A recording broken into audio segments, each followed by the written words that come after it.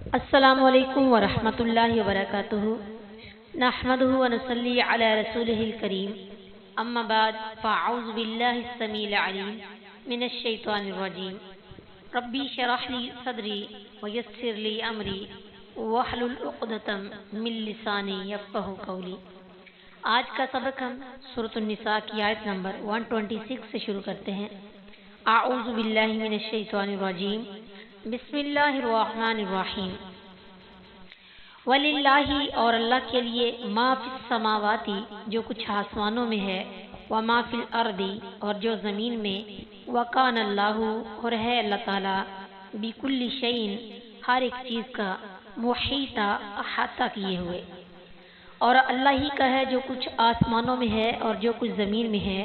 और अल्लाह हमेशा से हर चीज़ का अहाता करने वाला है। जैसा कि पिछले सबक में हम पढ़ चुके हैं, आज की आयत में हम पिछले सबक का खुलासा बयान करते हैं। यानी अल्लाह ताला के इब्राहीम अलैहिस्सलाम और नबी करीम सल्लल्लाहु अलैहि वसल्लम को दोस्त बनाने का मतलब ये नहीं कि जिस तरह दोस्त बराबर होते हैं उनकी मलकियत भी एक ही समझी जाती है। इसी तरह इब्राहीम अलैहिस्सलाम अल्लाह के खलील थे, बल्कि ज़मीन व आसमान की मलकियत तो अब भी अल्लाह ही के पास है और हर शय का अहाता भी उसी के पास है। ये तो अल्लाह का फजल व करम है कि वो अपने ख़ास बंदों को जिसको चाहे अपना खलील बनाकर उनकी इज्जत अफजाई कर दे। अगर आप इसकी दलील चाहें तो इब्राहीम अलैहिस्सलाम के वालिद आज़र और नबी करीम सल्लल्लाहु अलैहि वसल्लम के चचा अबू लहब से ले सकते हैं। और यस्तफ्तूना का और वो आपसे हुक्म दरियाफ्त करते हैं फिन निसाई औरतों के बारे में। उलिल्लाहु कह दीजिए कि अल्लाह ताला युफ्तीकुम तुम्हें हुक्म देता है फी हिन्ना उनके बारे में, वमा युतला और जो सुनाया जाता है, अलैकुम तुम्हें फिल किताबी कुरान में, फी यतामन निसाई यतीम औरतों के हवाले से, अल्लाती वो जिन्हें ला तुतूनहुन्ना तुम उन्हें नहीं देते,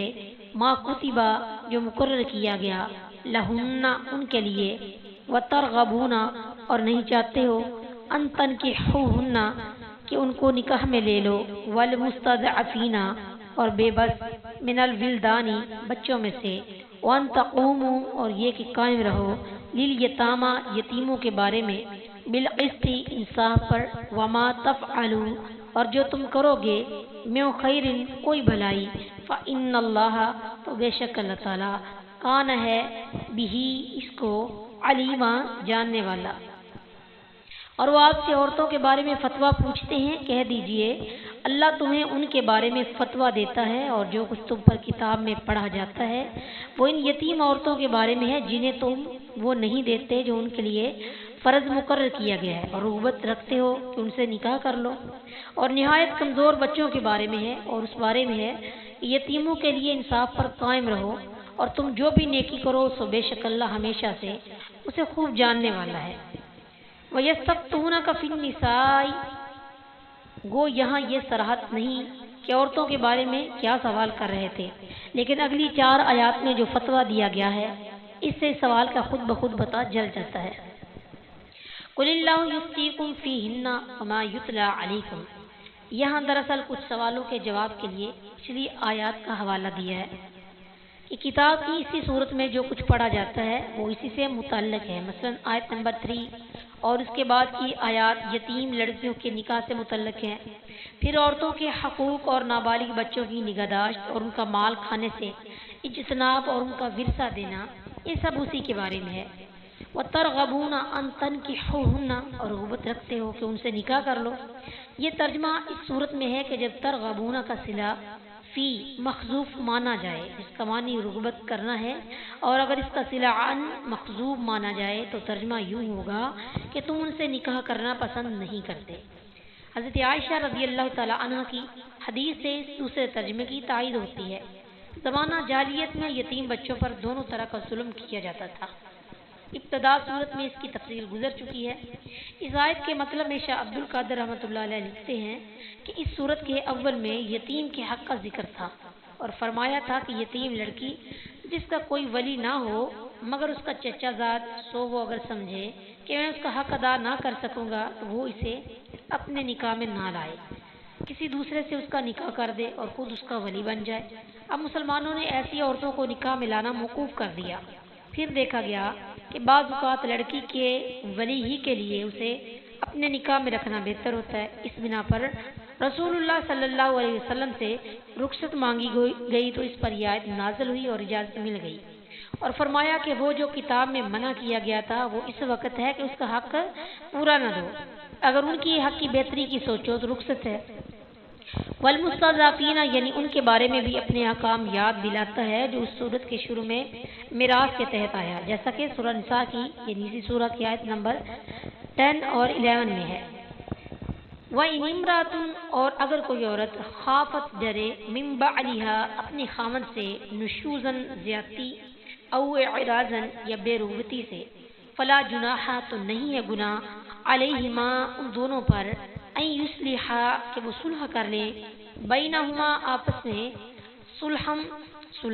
والصلح اور صلح خیر بہتر ہے واحضرت الانفس اور حاضر کیا گیا یا موجود ہے طبیعتیں شح بخل سے، وَإِن تُحْسِنُوا اور اگر تم نیکی کرو وَتَتَّقُوا اور پرہیزگاری کرو فَإِنَّ اللَّهَ تو بے شک اللہ تعالیٰ کان ہے بما تعملون جو تم کرتے ہو خبیرہ باخبر۔ اور اگر کوئی عورت اپنے خاوند سے کسی قسم کی زیادتی یا بے رخی سے ڈرے تو دونوں پر کوئی گناہ نہیں کہ آپس میں کسی طرح کی صلح کر لیں، اور صلح بہتر ہے اور تمام طبیعتوں میں حرص رکھی گئی ہے۔ اور اگر تم نیکی کرو اور ڈرتے رہو تو بے شک اللہ اس سے جو تم کرتے ہو ہمیشہ سے پورا باخبر ہے۔ وَإِنِ امْرَأَةٌ خافت نشوزن کا مطلب ہے زیادتی، لڑائی جھگڑا، اعراض بے رخی۔ نشوز یا اعراض یہ ہے کہ اس سے بدسلوکی کرے، اس کو حقیر سمجھے، اس کے پاس سونا بیٹھنا چھوڑ دے، اسے نان و نفقہ نہ دے، مارنے کے لیے بہانے تراشے، یا اس کے پاس اور بیوی ہے جسے وہ زیادہ چاہتا ہے اس لیے اس کی طرف توجہ کم ہے، تو اس صورت میں دو ہی صورتیں ہو سکتی ہیں۔ ایک تو یہ کہ عورت سمجھے کہ میں اس شخص کے نکاح میں رہوں تو میرے حق میں بہتر ہے، خواہ مجھے اپنے کچھ حقوق چھوڑنے پڑے۔ دوسری یہ کہ وہ اس سے علیحدہ ہو جائے، جیسا کہ آیت نمبر 128 میں پہلی صورت کا ذکر ہے اور آیت 130 میں ہے دوسری صورت کا ذکر ہے۔ ان یصلحا بینہما صلحن، صلحن کی تنکیر کسی طرح کی صلح سے معلوم ہوتا ہے کہ میاں بیوی آپس میں کسی طریقے سے بھی صلح کر لیں تو ان پر کوئی گناہ نہیں۔ حضرت عائشہ رضی اللہ تعالیٰ عنہ بیان کرتی ہیں کسی مرد کے پاس کوئی عورت ہوتی اور اب وہ اسے مزید نہ رکھنا چاہتا اور نہ طلاق دینے کا ارادہ کرتا تو وہ عورت کہہ دیتی کہ مجھے طلاق نہ دے، اپنے نکاح میں رہنے دے، میں اپنی باری کے بارے میں تمہیں اجازت دیتی ہوں کہ تو جس بیوی کے پاس چاہے رہے۔ چنانچہ یہ آیت اس سلسلے میں نازل ہوئی۔ بخاری تفسیر باب وَإِنِ امْرَأَةٌ خَافَتْ حدیث نمبر 4701۔ حضرت عبداللہ بن عباس رضی اللہ تعالیٰ عنہ بیان کرتے ہیں کہ سودا رضی اللہ تعالیٰ عنہ کو اندیشہ لاحق ہوا کہ رسول اللہ صلی اللہ علیہ وسلم انہیں طلاق دے دیں گے، تو انہوں نے عرض کیا اے اللہ کے رسول میری باری کا دن عائشہ کو دے دیں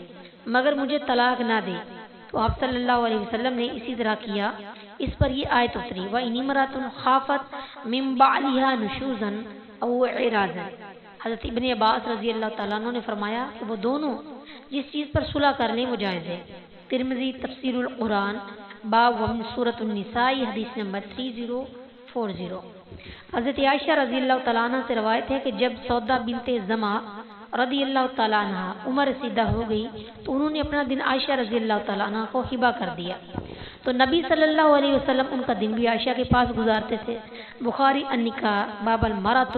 تحب یومها من زوجها حدیث نمبر 5212۔ والصلح خیر یعنی صلح ہر حال میں بہتر ہے، کیونکہ شیطان اپنے کارندوں میں سے اس کارندے کو اپنے قریب کر کے شاباش دیتا ہے جو میاں بیوی کے درمیان علیحدگی کروا دے۔ مسلم صفات المنافقین واحکامہم باب تحریش الشیطان صفحہ نمبر 76 حدیث نمبر 28130۔ وَأُحْضِرَتِ الْأَنفُسُ الشُّحَّ، الشُّحَّ کا معنی ہے بخل، جس کے ساتھ حرص بھی ہو، یعنی انسان کا بخل اور لالچ تو فطری امر ہے۔ مرد کا شح یہ ہے کہ عورت سے فائدہ اٹھائے مگر اس کے پورے حقوق ادا نہ کرے، اور عورت کا شح یہ ہے کہ مہر اور نان نفقہ تو پورا وصول کرے، مگر حقوق ادا کرنے میں کوتاہی کرے۔ وَإِن تُحْسِنُوا وَتَتَّقُوا یعنی اس لالچ کے جذبے کے باوجود اگر میاں بیوی ایک دوسرے سے احسان اور فیاضی کا سلوک کریں اور اللہ سے ڈرتے رہیں تو اللہ کے ہاں اس کا اجر ضرور پائیں گے جو ان کے ہر عمل سے پورا باخبر ہے۔ وَلَن تَسْتَطِيعُوا اور ہرگز نہ کر سکو گے ان تعدلوا کہ برابری رکھو بین النساء عورتوں کے درمیان ولو حرصتم اگرچہ بہت چاہو فلا تمیلوا پس نہ جھک جاؤ کل المیل بالکل جھک جانا فتذروها کہ ایک کو ڈال رکھو تم کالمعلقتی جیسے لٹکتی ہوئی وَإِن تُصْلِحُوا اور اگر اصلاح کرتے رہو